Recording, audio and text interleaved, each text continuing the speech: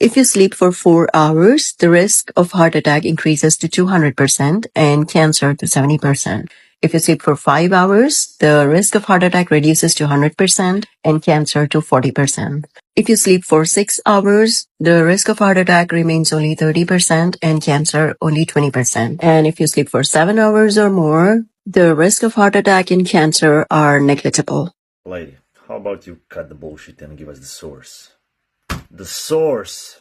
Let me guess. The source is peer-reviewed, straight out of the ass pool. What people clearly have a really hard time understanding is that the most important factor in this sleeping equation is the quality of the sleep.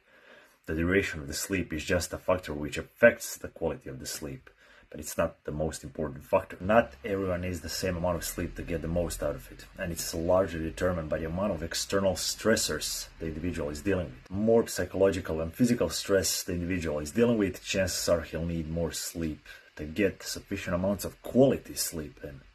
Makes sense? With that being said, one night of insufficient sleep, if for some reason you get very little sleep time on a particular day, it's not the end of the world.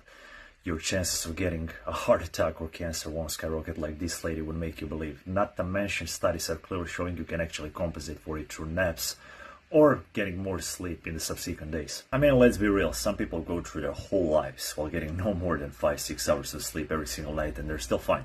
They don't get a heart attack or die from cancer, at least strictly statistically speaking. But yes, due to the amount of external stress most people are dealing with, most people will need a little bit more sleep than that to get sufficient amounts of quality sleep in. If you know what are the statistical odds of getting a heart attack or getting a cancer, and we assume the numbers, the percentages the lady was using were true, they're not, but let's assume they are, then you probably understand it's not that big of a deal, especially if you're talking about only 1 or 2 nights of not getting sufficient amounts of sleep.